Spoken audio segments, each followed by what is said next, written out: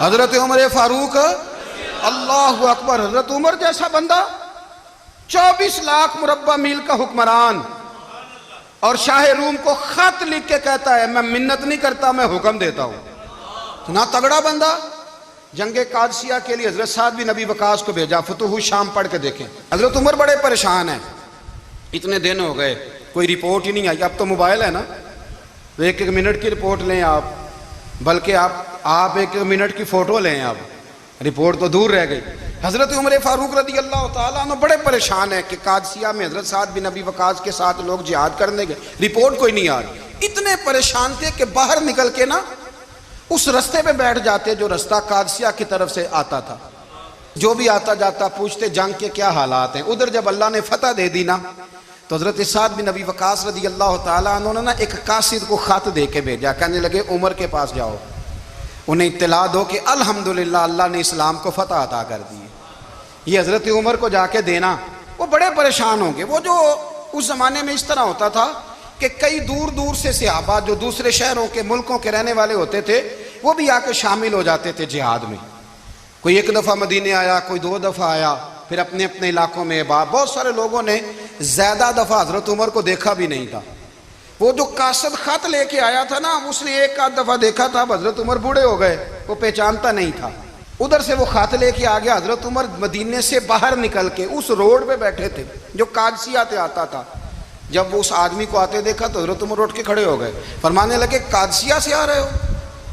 وہ کیا کہتا ہے؟ پھٹے پرانے کپڑے، ٹوٹے ہوئے جوتے، سر پہ پرانی پگڑی، کہنے لگے غلام مدینے کے رہنے والے ہو؟ حضرت عمر کہنے لگے ہاں مدینے کا ہوں۔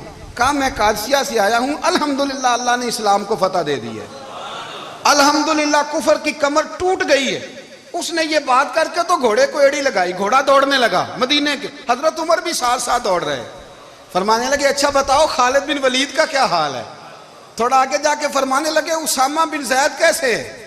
وہ کہتے ہیں ٹھیک ہے۔ پھر اس نے اور گھوڑا، عمر ساتھ ساتھ دوڑ رہے ہیں، ساتھ ساتھ 24 لاکھ مربع میل کا حکمران، ایک جوتا پیر سے نکل گیا، عمر دوڑ رہے ہیں۔ آگے جا کے پوچھتے ہیں سعد بن ابی وقاص کا کیا حال ہے؟ کہ حضور وہ بھی ٹھیک ہے۔ کتنے لوگ میرے شہید ہو گئے مسلمانوں میں سے؟ کہنے لگا صحیح گنتی کا نہیں پتا، یہ لفظ ادا ہوتے ہوتے مدینے کی سرحد آ گئی۔ لوگوں نے عمر کو گھوڑے کے ساتھ دوڑتے دیکھا تو کہا امیر المومنین کیوں دوڑ رہے ہیں؟ وہ غلام چھلانگ لگا کے نیچے آیا، قدموں میں بیٹھ گیا، کہنے لگا حضور آپ نے بتایا ہی نہیں آپ امیر المومنین ہیں۔ آپ فرمانے لگے کیا بتاتا؟ میں تو اونٹ چرانے والے کا پتر ہوں، کیا بتاتا؟ وہ عمر ہوں جس نے اپنے گناہوں کا حساب دینا ہے، کیا بتاتا؟ جو سعد بن ابی وقاص کو جہاد پہ بھیج کے خود بزدلوں کی طرح گھر میں بیٹھا ہے، کیا بتاتا؟ کوئی حیثیت نہیں، کوئی تار۔ تو نے اچھا کیا، تو تو مجاہد تھا، مجھے ساتھ ساتھ دوڑایا، تو نے اچھا کیا۔ جتنے لوگ تھے چیخیں مار کے رونے لگے۔ حضرت فاروق اعظم سے کہنے لگے عمر جب تک تیرے جلوے رہیں گے اللہ کامیابیاں ہی عطا فرمائے گا، جب تک تیرا رنگ رہے گا اللہ تعالیٰ نوازتا ہی رہے گا۔ کچھ نہیں، کبھی اپنا آپ ظاہر ہی نہیں کیا۔ بہت بڑے تھے، بہت بڑے تھے حضرت عمر، بڑے تھے۔ حضرت ابو رافع غلام تھے، قرآن پاک بڑا سونا پڑھتے تھے۔ حضرت عمر جب بھی انہیں ملتے کہتے ابو رافع تو عمر سے اچھا ہے، قرآن بڑا شاندار پڑھتا ہے۔ تو وہ کہتے حضور اگر میں قرآن صحیح پڑھتا ہوں تو آپ کو قرآن کی تشریح زیادہ صحیح آتی ہے، آپ بھی تو مجھ سے افضل ہیں۔ تو آپ فرماتے نہیں پھر بھی تو مجھ سے افضل ہے۔ کیوں؟ اس لیے کہ تو اپنے آقا کی نوکری بھی ٹھیک کرتا ہے اور رب کی عبادت بھی ٹھیک کرتا ہے، اور مجھے خالص صرف عبادت کرنی ہوتی ہے وہ بھی ٹھیک نہیں کر پاتا۔ ساری زندگی اپنا محاسبہ، ساری زندگی اپنے گریبان میں دیکھا، ساری زندگی اپنے آپ کو پرکھا، اپنے آپ کو ٹٹولا۔ 62 سال عمر بیت گئی۔ حضرت حذیفہ بن یمان ایک صحابی تھے، میرے نبی کریم علیہ السلام نہ ان سے راز کی باتیں کرتے تھے۔ ہر بندے کا ہاضمہ ٹھیک نہیں ہوتا، سب سے راز کی بات نہیں کرنی چاہیے۔ حضرت حذیفہ بن یمان کہتے ہیں حضور راز کی باتیں بتاتے۔ مدینہ منورہ میں جو منافقین تھے ان کی لسٹ بھی نبی پاک نے حضرت حذیفہ بن یمان کو دی تھی۔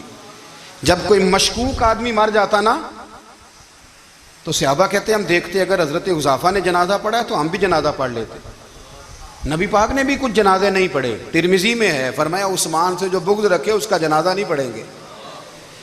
حضرت حذیفہ بن یمان اگر جنازہ پڑھتے تو لوگ پڑھتے، وہ نہ پڑھتے تو لوگ جنازہ نہ پڑھتے۔ حضرت حذیفہ بن یمان کہتے ہیں جناب عمر فاروق کی خلافت کے آخری ایام تھے، کچھ دنوں کے بعد وہ شہید ہو گئے۔ فرماتے ہیں آدھی رات کا وقت تھا، میں گھر میں سویا تھا بڑا بے فکر، اچانک میرے دروازے پہ دستک ہوئی، میں گھبرا کے اٹھا، اتنی رات کو کون آیا؟ کہتے ہیں قربان جاؤں، دروازے پہ گیا تو امیر المومنین فاروق اعظم دروازے پہ۔ میں نے کہا عمر کوئی حکم تھا تو مجھے بلا لیتے۔ کہنے لگے میں نا امیر بن کے نہیں آیا، تیرا ویر بن کے آیا ہوں۔ امیر المومنین کی حیثیت سے سرکاری کام سے بلاتا تو وہاں بلاتا، مجھے ایک ذاتی کام پڑ گیا۔ کہتے ہیں میں نے عمر کو گھر کی اندر بلا کے چارپائی پہ بٹھایا، میں نے کہا حضور میں غریب آدمی ہوں، میں کیا آپ کے کام آ سکتا ہوں؟ تو کہتے ہیں انہوں نے نا مجھے ساتھ بٹھا لیا، پھر میرا ہاتھ پکڑ لیا، کہنے لگے تو عمر کو جانتا ہے؟ عمر جھوٹ نہیں بولتا۔ تو جانتا ہے؟ عمر وعدوں کا پکا ہے۔ کہا حضور جانتا ہوں۔ کہا میں اس وقت آیا ہوں جب دیکھ بھی کوئی نہیں رہا۔ حضرت حذیفہ بن یمان کہتے ہیں پریشان ہو گیا، حضور پہلیاں نہ بجھوائے، مہربانی کر بتائیں کدھر آئے ہیں؟ تو حضرت عمر فاروق فرمانے لگے 62 سال کا ہو گیا ہوں، 63 میں چل رہا ہے، داڑھی سفید ہو گئی ہے، پھل پک گیا، اٹھ فریدہ ستیا، داڑھی آ گئی پور، اگا نیڑے آ گئی، پیچھا رہ گئی دور، اب قبر اشر کا معاملہ صاف نظر آنے لگا ہے۔ کہا حضور مجھ سے کیا چاہتے ہیں؟ حضرت عمر رو پڑے، کہنے لگے آج میں عشاء کے بعد نکلا ہوں تو نبی پاک کے صحابہ مجھے نیک کہہ رہے تھے، پھر میں نے بچوں کی ماں سے اور بچوں سے بھی پوچھا ہے، وہ بھی مجھ سے راضی ہیں، پر حذیفہ تیرے ساتھ نبی پاک راز کی باتیں کرتے تھے، سچ بتا کہیں عمر کا نام منافقوں میں شامل تو نہیں؟ سچ بتا ان منافقین میں تو شامل نہیں، کہیں اوپر سے تو نہیں سارا کچھ؟ حضرت حذیفہ بن یمان کہتے ہیں میں باپ کے مرنے پہ اتنا نہیں رویا جتنا عمر کے سوال پہ رویا۔ میں قدموں میں بیٹھ گیا، میں نے کہا نہیں عمر یہ تو میں نے نہیں سنا، لیکن یہ میں نے نبی پاک سے ضرور سنا ہے کہ میرے بعد اگر کوئی نبی ہوتا تو عمر ابن خطاب ہوتا۔ یہ میں نے اپنے کانوں سے سنا ہے کہ عمر جس گلی سے گزرے شیطان رستہ بدل جاتا ہے۔ کہ نبی کریم علیہ السلام نے فرمایا کہ جبریل امین 950 سال میرے عمر کی شان بیان کریں تو عمر کی شان ختم نہیں ہوتی۔ 950 سال اگر حضرت جبریل بھی بیان کریں تو یہ مقام ہے سیدنا فاروق اعظم کا۔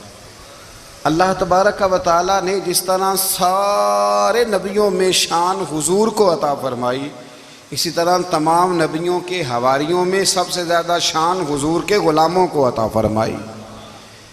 قرآن مجید میں اللہ کریم نے فرمایا یا ایھا الذین آمنوا قوا انفسکم واہلیکم نارا، فرمایا اے ایمان والو خود بھی جہنم کی آگ سے بچو اور اپنے گھر والوں کو بھی دوزخ کی آگ سے بچاؤ۔ حضرت عمر فاروق نے جب یہ آیت نازل ہوئی تو فوراً عرض کیا یا رسول اللہ صلی اللہ علیہ وسلم اس کا کیا مطلب ہے کہ خود بھی دوزخ کی آگ سے بچو اور اپنے گھر والوں کو بھی بچاؤ؟ تو نبی کریم علیہ السلام نے فرمایا عمر اس کا مطلب یہ ہے کہ جن چیزوں کا اللہ رسول تمہیں حکم دیتے ہیں تم اپنے گھر والوں کو ان چیزوں کا حکم دو، اور جن چیزوں سے اللہ رسول تمہیں منع کرتے ہیں تم اپنے گھر والوں کو بھی ان چیزوں سے منع کرو۔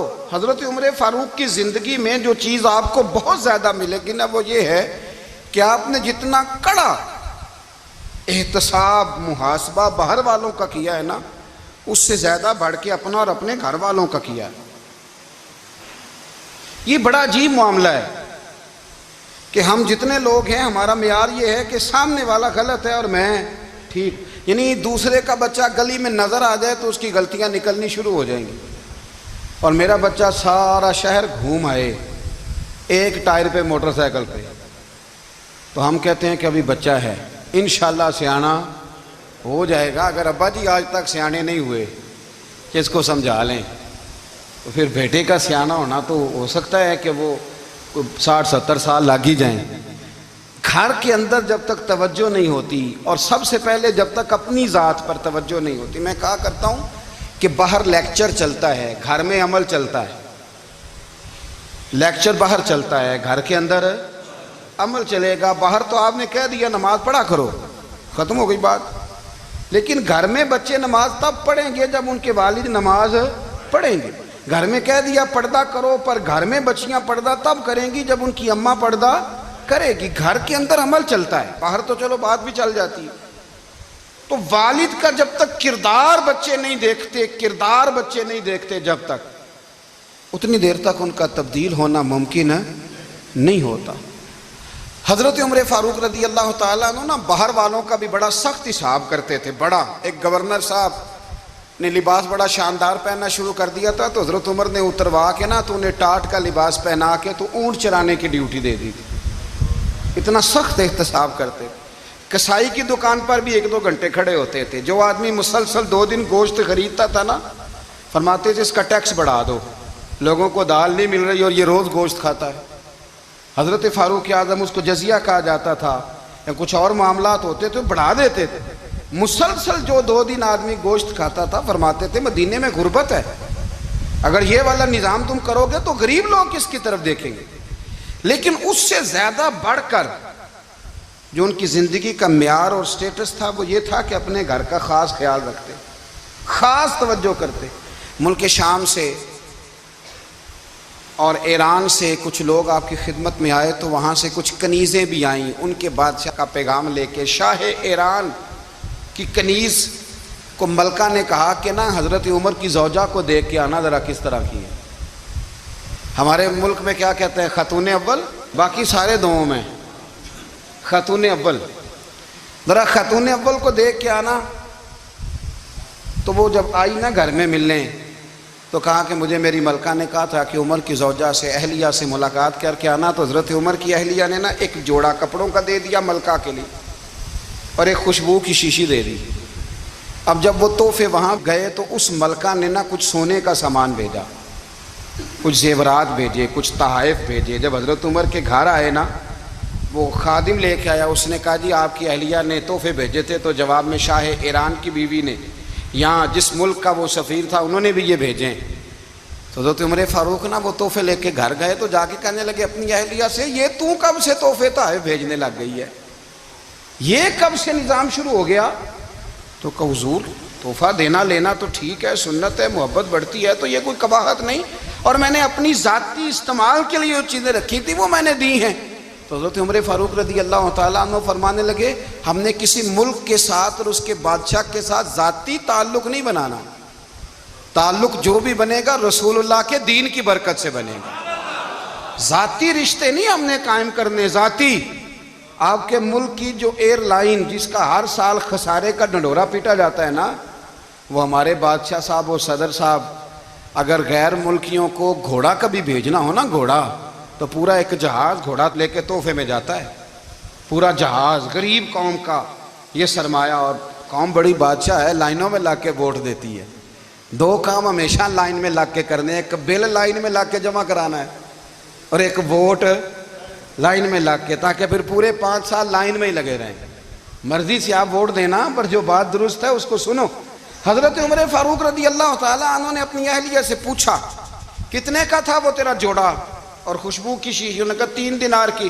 فرمایا یہ 3 دینار تیرے، اور باقی جو تحفے آئے ہیں وہ تو خود کہہ، چونکہ اس نے تیرے نام بھیجے ہیں، تو کہہ کہ میں مال غنیمت میں دیتی ہوں، تو کہہ میں مسلمانوں کو کہہ۔ تو زوجہ ہنس پڑی، کہنے لگی میں نہ بھی کہوں تو مجھے کہنا تو پڑے گا ہی، کہنا تو میں نے ہے ہی، کیونکہ سامنے عمر فاروق ہیں، لہذا فرمایا کہہ دیتی ہوں میں نے دیا خزانے کو۔ حضرت عمر نے جمع کرا لیا۔ میں یہ کیا بات ہوئی، میرے گھر والے جو مرضی کریں، ان کا معیار زندگی جس طرح کا مرضی ہو۔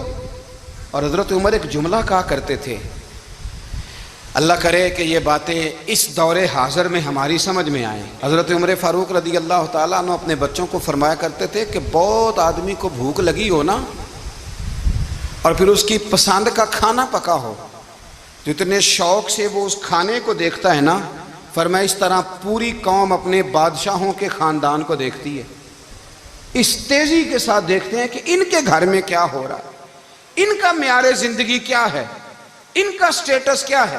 آپ کے بچے دونوں کاروبار کے لیے مصر گئے، ایک بہت بڑا قافلہ گیا مدینے سے مصر تجارت کے لیے، تو یہ گئے تجارت کے لیے، تو حضرت عبداللہ ابن عمر اور حضرت عبید اللہ ابن عمر، حضرت عمر کے دونوں بیٹے گئے۔ جناب عمر فاروق کے بچے جب وہاں پہنچے تو مصر کے گورنر نے نا لوگوں کو تعارف کرایا کہ یہ عمر فاروق کے بیٹے ہیں۔ ایک چھوٹی سی بات کر دوں، یہ چودھری کے بیٹے کو کون بتاتا ہے کہ تو چودھری کا بیٹا ہے؟ बाहर वाले बताते हैं, घर वाले। और सेठ साहब के बेटे को कौन बताता है कि तू सेठ साहब का बेटा है? और मालिक को कौन बताता है कि तू मालिक का बेटा है और ये किराएदार है? ये कौन बताता है? ये सोच हम देते हैं बच्चों को। चौधरी और कम्मी की सोच, अमीर और गरीब की सोच, मालिक और किराएदार की सोच, घर के मालिक की और काम करने वाले की सोच, ये हम देते हैं। याद रखना, ये हम देते हैं, ये हमारा मिजाज है, ये बाहर से नहीं आती। तू कोई शहजादा है, तू सेठ है, तू नवाब है, ये सोच बाहर से नहीं आती। ये अम्मा सोच देती है, अम्मा, ये अब्बा सोच देता है। और फिर जब तबाही उतरती है तो उसके जिम्मेदार भी बाहर वाले नहीं होते, घर वाले होते हैं, घर वाले। हमारे बच्चों की तबीयतों पर ज्यादा नक्श बाहर वालों का नहीं होता, घर वालों का होता है। याद रखिएगा।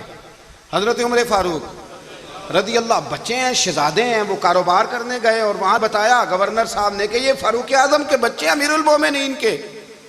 लोगों ने उनसे ज्यादा माल खरीदा, तिजारत में ज्यादा नफा हुआ। जाहिर है कि वो आपके जो अल्लाह खैर करे हुक्मरान है, उनके कारोबार कितने मुल्कों में हैं, किस बुनियाद पर हैं? वो सिर्फ इस बुनियाद पर कि वो हुक्मरान रहे, उनके लिए आसान था बड़े लोगों से ताल्लुकात बनाना। हजरत उमर फारूक रदी अल्लाह ताला अन्हु के बच्चे ढेरों माल कमा के जब वापस आए ना, तो हजरत उमर से आके बच्चों ने बतौर मोहब्बत का, अब्बा जी अल्लाह ने बड़ा ही फजल किया है, बड़ा माल कमाया अल्हम्दुलिल्लाह, ये देखें कितना नवाजा है। तो हजरत उमर कहने लगे सारे काफिले ने इतना ही कमाया है? सारे काफिले ने इतना ही कमाया है? तो हुजूर नहीं, सारे काफिले ने इतना नहीं कमाया, सबको इतना नहीं मिला। वो तो वहाँ गवर्नर साहब ने लोगों को तारुफ कराया था कि ये उमर के बच्चे हैं, तो लोगों ने फिर हमसे बड़ा ही खरीदा।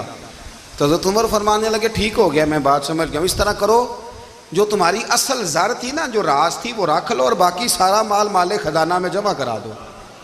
इसलिए कि ये तुमने तजारत नहीं की, ये तुमने अपने बाप का नाम बेचा है, ये तुमने अमीरुल मोमिनीन के बेटे होने का फ़ायदा उठाया है। फरमाया ये तुम्हारा नहीं हक, ये मुसलमानों का है, इसलिए कि ये माल तुमने मेहनत से नहीं कमाया, ये बाप की कुर्सी का फ़ायदा उठाया है। और फरमाया अगर तुमने माल जमा ना कराया तो मैं माल भी ले लूँगा ज़बरदस्ती और कोड़े भी मारूंगा, डबल सजा दूंगा। मर्जी से जमा कराओगे तो कोड़ों से बच जाओगे। बड़े बेटे ने तो जमा करा दिया, तो छोटा थोड़ा परेशान हुआ। तो हज़रत अब्दुल्लाह इब्न उमर छोटे भाई का माथा चूम के कहने लगे बेटे चुप करके जमा करा, यहाँ भी फख्र करके हम उमर के बेटे हैं और क़यामत में भी फख्र करेंगे कि हम फारूक आजम के बेटे हैं। हजरत उमर फारूक ने ज़ाती जिंदगी पर जो तवज्जो दी, घर वालों के मेयार पर जो तवज्जो दी हजरत उमर फारूक रदी अल्लाह ताला अन्हु ने, वो भी बड़ी दीदनी है। हजरत अबू मूसा अशरी को ना आपने वजीर ख़जाना बनाया था। तो हजरत अबू मूसा अशरी कहते हैं कि हजरत उमर को शय ख़जाने में रहने तो देते नहीं थे। तो एक दिन ना मैं सफाई कर रहा था उस कमरे की जिसमें ख़जाना रहता था। हमारे तो मुल्क में जो जाता है वो सफाई करके ही जाता है, अल्लाह खैर करे। और खैर मेयार बदलता है, जो पिछली हुकूमत होती है वो कर्जा उठाती है, वो बाहर से जाती है तो कर्जा लेके आती, और जो नहीं आती है वो कहती है हमें पैकेज मिल गया है, वो कर्जा नहीं उठाते। उनको क्या मिलता है? यानी पिछली ने कर्जा लिया था और हमने, वाह जी वाह क्या खूबसूरत अंदाज है, उसका नाम बदल के ना उन्होंने कर्जा लिया था और हमने, मैं कहा बड़े शानदार सियाने बंदे हो गई। हजरत सैयदना अबू मूसा अशरी कहते हैं कि मैंने ना माल गनीमत की सफाई की तो एक दिनार मुझे ना कहीं पड़ा हुआ मिल गया। तो फरमाते हमें इजाज़त होती थी कि एक आध दिनार हम अपनी मर्जी से कहीं खर्च कर सकते थे। अगर आप नाराज़ ना हो तो हमारे यहाँ जब चेयरमैन साहब, नाज़म साहब ठेके देते हैं तो ठेकेदार उनका छोटा भाई होता है, या चचा का बेटा होता है, या खाला का बेटा होता है। वो खुद नाज़म होते हैं और उनका छोटा भाई ठेकेदार होता है। यानी वो ना सारा कुछ घर के अंदर ही रहता है, घर के अंदर एक पैसा देता है, दूसरा वापस उसको वापस कर देता है, घर के अंदर ही। अब तो खैर हमारे लोग समझदार हो गए, एक बंदा एक सियासी जमात में होता है, दूसरा दूसरी में, और तीसरा जिसकी भी हुकूमत आई हुकूमत तो हमारी रहेगी ना, एक बंदा तो है ना उस जमात में। ये अच्छा लोगों ने एक तरीका निकाला है। तो हज़रत उमर के बेटा गुजर रहा था, तो हज़रत अबू मूसा अशरी कहते हैं मैंने सफाई की तो एक दिनार निकला, तो मैंने वो एक दिनार ना हज़रत उमर के बेटे को दे दिया। मैंने कहा लो बेटा अपने चचा की तरफ से तोहफा। تو گھر جا کے انہوں نے حضرت عمر کو بتایا کہ چچا نے پیسے دیے ہیں، چھوٹے بچے تھے۔ حضرت عمر نے حضرت ابو موسیٰ اشعری کو بلا لیا اور بلا کے فرمانے لگے میں تو تمہیں اپنا دوست جانتا تھا اور تو نے میری اولاد کو ہی دنیا دار بنانا شروع کر دیا، میرے بچوں کو ہی تم نے دنیا دار پیسوں پہ لگانا شروع کر دیا، میں تو تمہیں یار سمجھتا تھا۔ فرمایا تمہیں چاہیے تھا میرے بیٹے کو نصیحت کرتے کہ بیٹا پیسوں سے رب راضی نہیں ہوتا، اس کی رضا والے کام کیے جائیں تو رب راضی ہوتا ہے۔ اور فرمایا تمہیں کوئی اور گھر نہیں ملا تھا تباہ کرنے کے لیے، میرا ہی گھر ملا تھا، اٹھاؤ اپنا دینار اور خبردار آج کے بعد میرے بچوں کے ساتھ یہ والی نیکی نہ کرنا۔ اور ہمارا کیا سٹیٹس ہے؟ دوستی ہے ہی اس سے جو تحفے زیادہ دے، جو بچوں کو خراب کرنے میں مدد زیادہ کرے، اس کے ساتھ یہ رہنا۔ حضرت عمر نے گھر پہ اور سب سے بڑھ کر اپنی ذات پہ توجہ کی۔ حضرت ابو مالک رضی اللہ تعالیٰ عنہ کہتے ہیں میں عمر کے پیچھے پیچھے ایک باغ میں گیا، اکثر اس باغ میں جایا کرتے تھے، اور عمر جا کے نا تو درخت کے نیچے بیٹھ گئے اور فرمانے لگے او امیر المومنین اللہ سے ڈر جا، ورنہ جس رب نے حکومت دی ہے وہ عذاب بھی بڑا دے گا، ڈر جا رب سے۔ کبھی ساری زندگی حضرت عمر نے اپنا کوئی تعارف نہیں کرایا، کبھی نہیں۔ ایک بندے نے آپ کے سامنے تعریف کر دی آپ کی تو فرمانے لگے تو خود بھی ہلاک ہوا اور مجھے بھی ہلاک کر دیا، کیا ضرورت پڑی ہے میری تعریفیں کرنے کی؟ اتنی دیر میری تعریف میں لگائی، اللہ کا ذکر کرتا رب تجھے ثواب دیتا، حضور پہ درود پڑھتا تو رب تیرے اوپر رحمتیں نازل کرتا، کس چکر میں ہے؟ آج جتنا اچھی کوئی خوشامد کرے اتنی اچھی وزارت ملتی ہے، جتنی اچھی اس کو جو ہے وہ چاپلوسی کرنی آیا درجہ بھی اسے اتنا ہی اچھا ملتا ہے۔ حضرت عمر فاروق رضی اللہ تعالیٰ عنہ آپ کے بیٹے کہتے ہیں، صاحب فتوح الشام نے لکھا ہے، آپ کے صاحبزادے کہتے ہیں میں نکلا تو میرے ابا جی نا اپنی پشت پر مشکیزہ رکھ کے کنویں سے پانی بھر کے آ رہے تھے، میں دوڑ کے آگے گیا، میں نے کہا ابا جی مجھے دے دے۔ فرمانے لگے بیٹا تیرا کیا خیال ہے، کوئی اور نہیں تھا مشکیزہ بھر کے لانے کے لیے، تیرا کیا خیال ہے؟ کہا ابا جی بڑے لوگ تھے پر آپ کیوں اٹھا رہے ہیں؟ فرمانے لگے نفس نا ذرا میرا بڑا ہو گیا تھا، اسے ذرا ذلیل کر رہا ہوں، ذرا اپنا محاسبہ کر رہا ہوں، یہ مجھے کہہ رہا تھا تو بڑی چیز ہے، تو میں نا ابھی مشکیزہ گھر رکھ کے آؤں گا، پھر تیری ماں نے مجھے کہا ہے کہ گھر میں لکڑیاں کوئی نہیں جلانے کے لیے، پھر میں جنگل سے لکڑیاں کاٹ کے لاؤں گا۔ امیر المومنین بن کے نا تو میرا نفس تھوڑا بڑا ہو گیا۔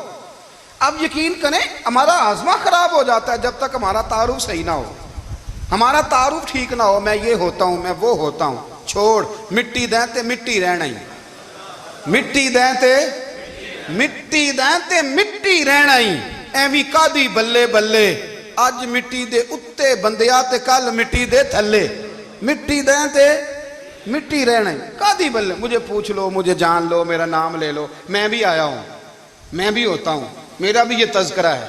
جس کو اپنا تعارف کرانا پڑ گیا اس سے بھی زیادہ کمزور کوئی ہے؟ فوٹو میں دکھاتا پھرتا ہے فلانے کے ساتھ فوٹو فلانے، تو کمزور بندے یہ کام